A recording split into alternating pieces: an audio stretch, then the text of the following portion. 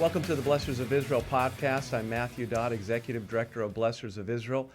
Honored to be in studio once again with Pastor Rich Jones, the founder and chairman of Blessors of Israel. Well, Pastor Rich, last Friday, the United Nations General Assembly gathered together, and one of the hot topics they dealt with was the two-state solution. Right. And the voting towards a process, actually one of the largest votes ever taken. I think, over about 140? 142 in favor, 10 against, 12 abstentions.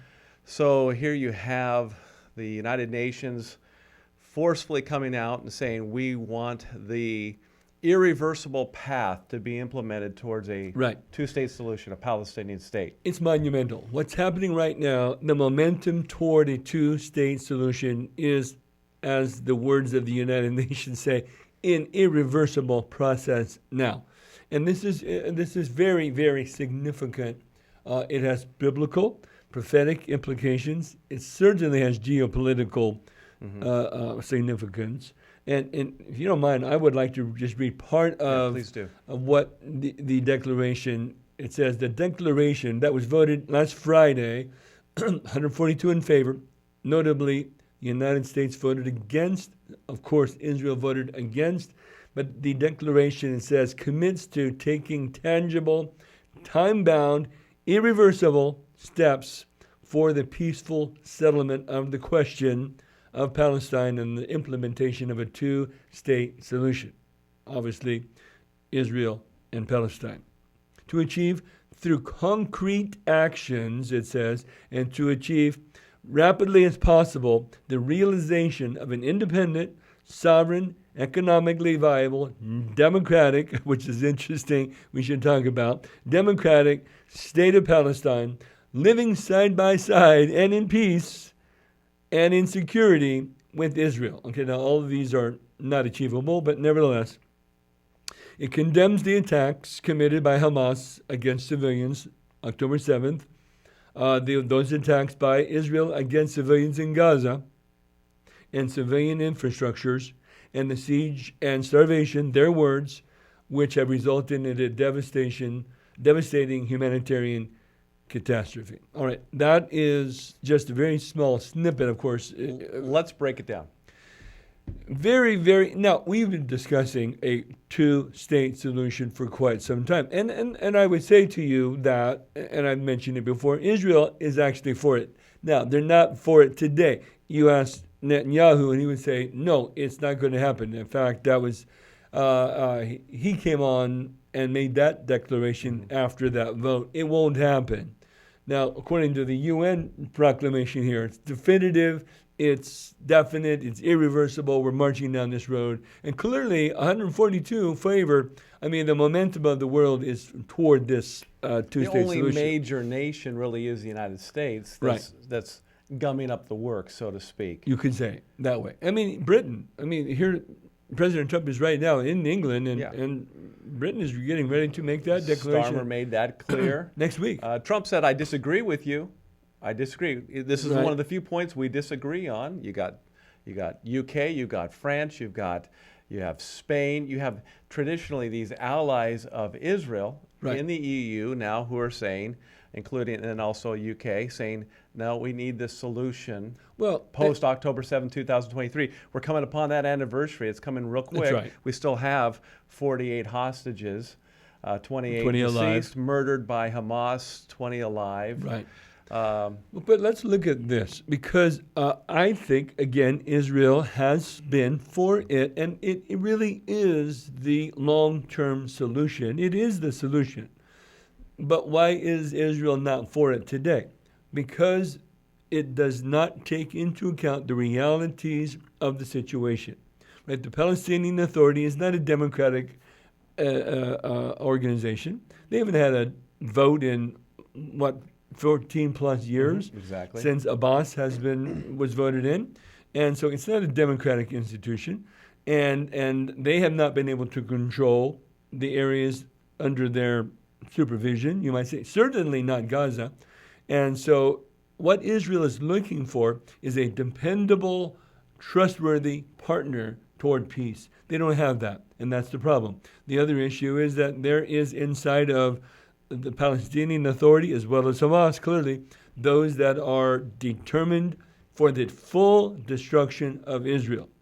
Now, the Palestinian Authority has come out in the past and said, we recognize Israel's right to exist, but the reality on the ground is a very different matter. Exactly. They even came out and said, hey, we've done away with the whole pay to slay.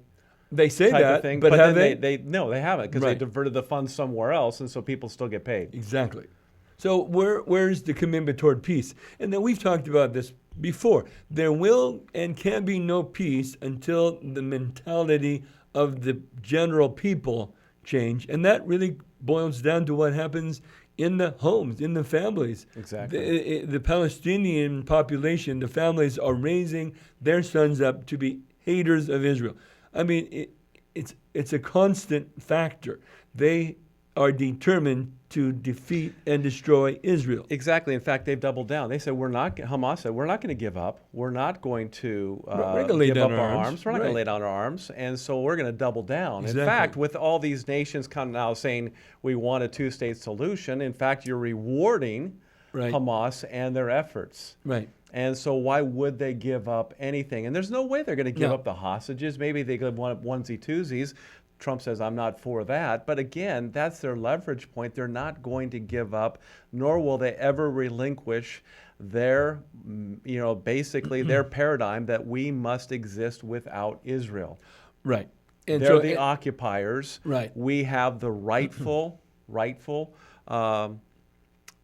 terms for occupying this land. This is our land, not theirs. And what we've said before is Hamas they're dedicated to a one-state solution, exactly. And that one state being Palestine, the full destruction. You want to talk about genocide? They are committed to the full genocidal destruction. They want another Holocaust against Israel.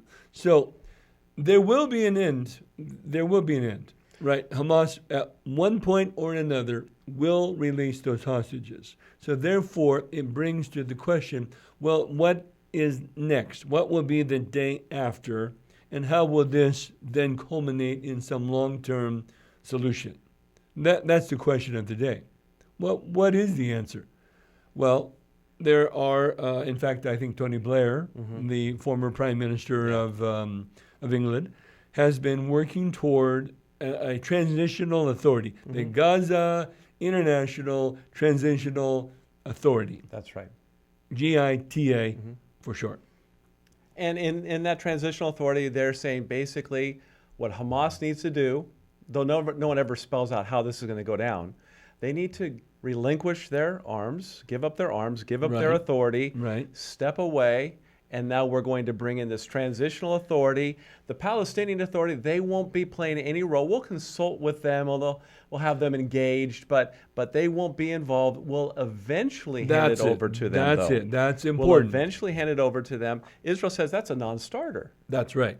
So, but again, how are you going to get Hamas to lay down their arms when they said we're not going to do so? Well, this is my point. It's not realistic. None of it is. It doesn't take into account the real factors, and that's what Israel's complaint is. It's like here. the Coca-Cola commercial. I just want to teach the world to sing in perfect harmony, and it's not going to happen. It's not. We can't just sit around together and we need to take a stroll down the neighborhood of honesty here. None of these people really want to see things for the way they really are. Well, I think that they are idealistic. I mean, I think that the goal is reasonable. I mean, I think that a two-state solution is, in fact, would Tony Blair be having the same conversation if the UK was attacked like Israel was attacked? Of course not. Would any of these nations, would France, would Macron, would Spain, would any of these nations have the same type of conversation? No, they would be doing exactly what Israel's doing, but there's a double standard here. Well, and of course, all you got to do is look back into World War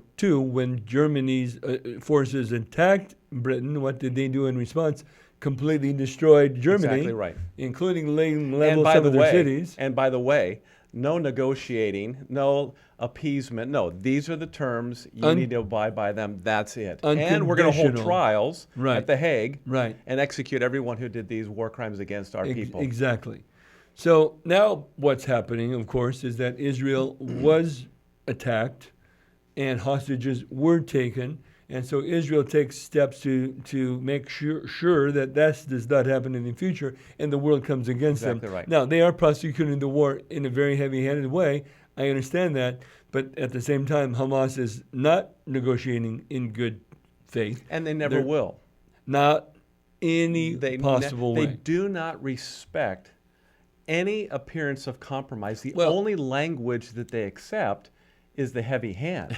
Here's what the same thing is true with Iran. I mean, they have all in common is if you show any sign of weakness, we know we have the upper hand. Right. And we will outlast you, and we will say what we think you want to hear until a new regime comes in, a new government comes in, we'll get what we want. So what is then the demand? What is Hamas demand?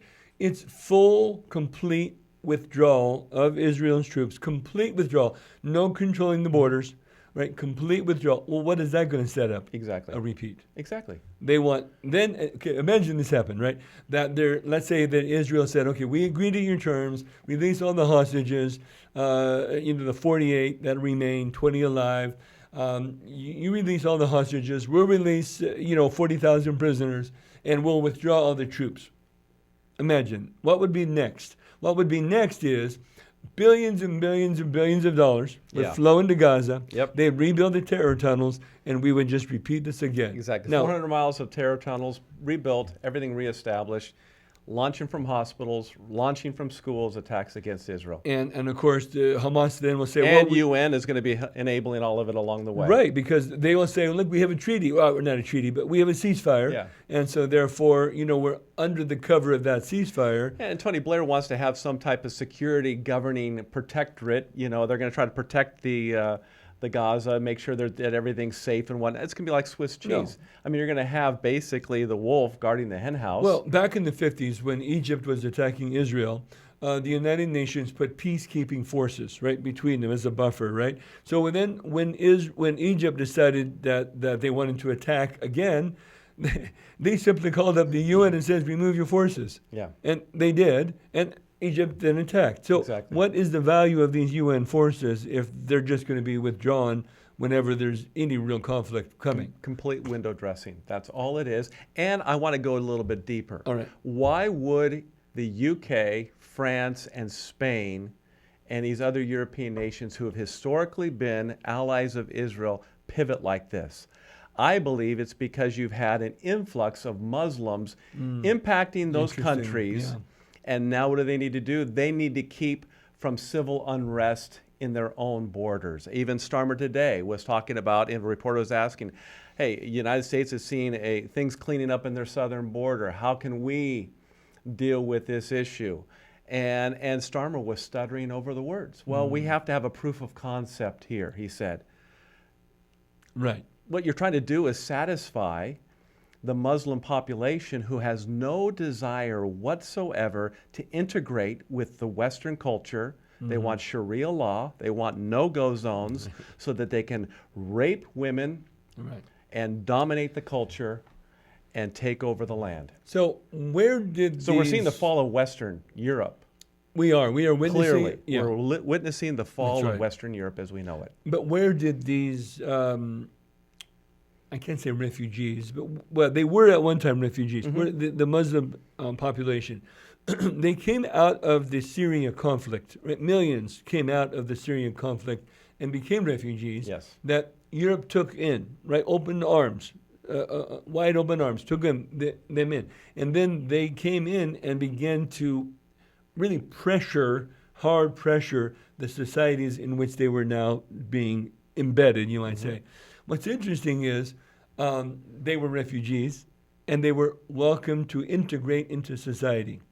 Okay, well, that's kind of what happened back in the war of 1947 and 48, when all those Arab nations attacked Israel, and there were many refugees, about 250,000. Exactly. Why didn't those get absorbed and become part of the society of the countries in which they then dwelt, like Europe did? Because there were many nations that felt that keeping those Palestinians as refugees would play into the hand of the agenda of many nations. Exactly and right. Therefore, we still have this problem today. We see it now in the Palestinian Authority in the so-called West Bank, which Israel would call Judea and Samaria, and in Gaza, but also in southern Lebanon and in also Syria, and to some degree Jordan. So these refugees continue to be refugees because these countries won't absorb them. And so now we have this ongoing conflict, and the answer is a two-state solution. So we're going to reward them with the state when they're still committed for the destruction of Israel. Exactly. And by the way, there's no recognized authority anyway to begin with. And the one that they're proposing is the Palestinian Authority. Right. And by the way, Mahmoud Abbas is getting up there in age. At some point, so who's going to take over the reins when he's gone? And all bets are off when... Exactly right. When you're looking at all the leaders within the Middle East, and when you look at there's going to be within the next 2 to 5 years a major shift. The Ayatollah Khamenei, I mean, he's not doing well with his health either. We're seeing some interesting dynamics. And what's going to happen? I think you're going to have someone even more polarizing. Could well be. More radical that will come to the forefront and try to drive the charge. Yeah. So we are seeing the nations changing. Clearly, the nations are aligning against Israel, which we know is biblical. That is prophetically declared and seen.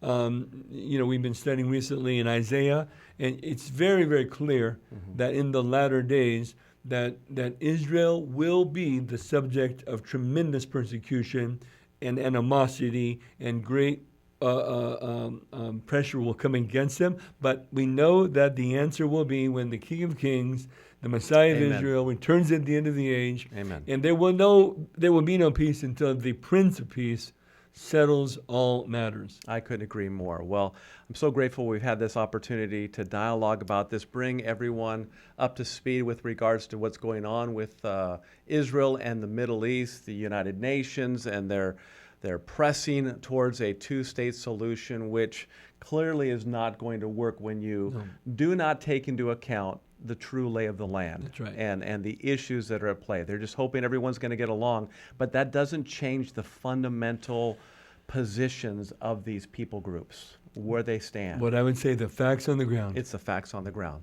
Well, we pray that this has been a blessing for you as well, and I want to encourage you, especially for those who are joining us for the very first time, to make sure you take a look at our website. You can go to our website at www.blessors.org. That's Blessors with an O-R-S. .org. There you will see our vision and our mission statement as an organization. I want to also encourage you to visit our newsroom. There you'll see curated news concerning Israel and the Middle East, because we want you to be the best informed concerning Israel, so we know how to stand and pray for Israel during these very, very trying times. You'll also see original articles with a biblical perspective as well. If you haven't done so, I want to encourage you to like this podcast. Make sure you follow us and share about Blessors of Israel to your family, your friends, the people you go to church with, so that others may be informed about the importance of standing with Israel in the latter days. You can follow us on Facebook, X, and Getter, and we appreciate your prayers and your financial partnership as we build this new and important ministry. Remember, those who bless Israel will be blessed. Shalom, shalom.